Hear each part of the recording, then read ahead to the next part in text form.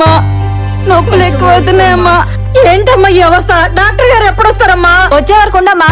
డబ్బులుంటే వేరే హాస్పిటల్ పో.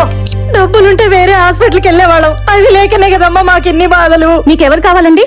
మా వాళ్ళ క్యారేజ్ ఇవ్వడానికి వచ్చాను. వెళ్ళండి. ఏంటమ్మా ఎందుకమ్మా గొడవ పడుతున్నారు? ఆడిపోతుందమ్మా బిడ్డ. ఏమైందమ్మా? 3 రోజులైంది బాబు, ఇక్కడ పట్టించుకునే వాళ్ళే. అయితే ప్రైవేట్ హాస్పిటల్కి వెళ్ళు. ప్రైవేట్ ఆసుపత్రికి వెళ్ళకి ఈ ఆసుపత్రికి వచ్చావమ్మా? మరి ఏం చేయమంటారమ్మా? మీరు చూస్తున్నారుగా మా పరిస్థితి. మీ ఇద్దరే ఇక్కడ సేవలు చేయాలి. ఏమా ఎందుకలా గొడవ పడుతున్నావు? మాకు ఈ సోది ఎప్పుడు ఉండేది. మీరే అలా అంటే ఎలా? ఏం చేయమంటారండి? అందరు కలిపి మమ్మల్ని తినేస్తున్నారు. ఏదో వేలకు వేల జీతాలు మాకు ఇస్తున్నట్టు. ఏంటి మర్యాద లేకుండా మాట్లాడుతున్నావు? అయినా ప్రభుత్వం హాస్పిటల్ కి ఇన్ని పథకాలు ఇస్తూ ఉంటే నిండు సోలాలని బాధలు పడుతోంది. మీరెవరు పట్టించుకోరా? పట్టించుకోలేదని నన్ను అడుగుతారేంటి? డాక్టర్ గారిని అడగండి. బ్యూటీ డాక్టర్ ఎక్కడికి వెళ్ళారు? బ్యూటీ పార్లర్ కి వెళ్ళారు.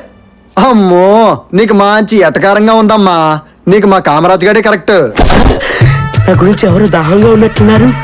ఎక్కడో ఏ పార్కో.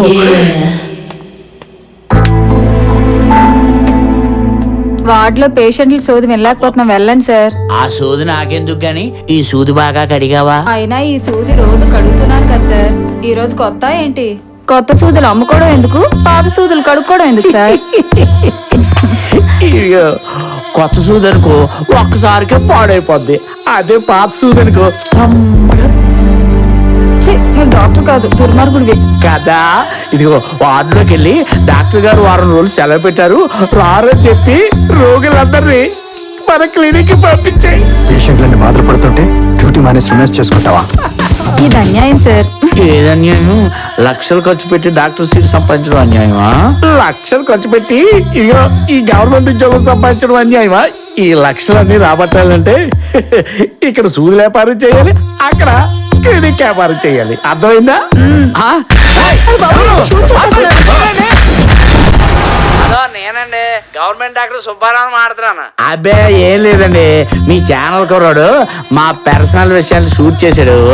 అది బయటికి రాకుండా చూడండి. షూట్ చేయడం దేవుంది, మేము అన్ని షూట్ చేస్తుంటాం.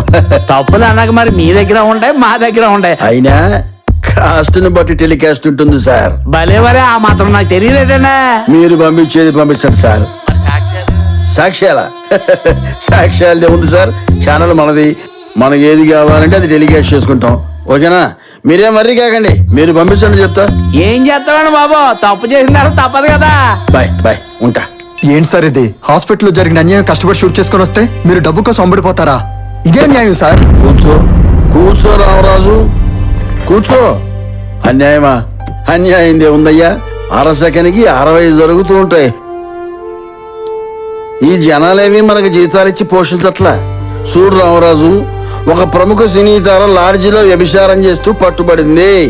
ఐశ్వర్యరాయ్ మళ్లీ గర్భవతి అయ్యింది. పుట్టపర్తి సాయిబాబా మళ్లీ పుట్టాడు. ఇలాంటివి స్క్రోలింగ్ చేస్తూ 1 గంట తర్వాత ఈ కార్యక్రమం మా ఛానల్లో చూడండి అని ప్రమోట్ చేసామనుకో, ఆ రోజంతా సచ్చినట్టు జనం మన ఛానల్ చూస్తూనే ఉంటారు. ఇది దారుణం సార్. జనాలకు జరిగే అన్యాయం గురించి చెప్పలేనప్పుడు ఇంకా మీడియా ఎందుకు సార్? ఒకప్పుడు మీడియా జనం కోసం, ఇప్పుడు జనమే మీడియా కోసం. అయినా ఇలాంటి చెత్త వార్తలు టెలికాస్ట్ చేయడం కోసం కాదు నేను న్యూస్ ఛానల్ పెట్టింది. ఉత్తు దాన్ని ఉద్యమాలుగా చేసిన మీడియానే, ఉద్యమాల్ని ఉధృతం చేసిన మీడియానే. ఓ పని చేయి, హ్యాపీగా వెళ్ళిపో, ఏరే ఛానల్లో చేరు, ఆడ పని చేసుకో. ప్రస్తుతానికి నా పని నేను చేసుకొని ఇక నువ్వు బయలుదేరచ్చని ప్రత్యేకించి నేను చెప్పక్కర్లేదేమో. ఆల్రెడీ వెళ్ళిపోయావా? షార్ప్.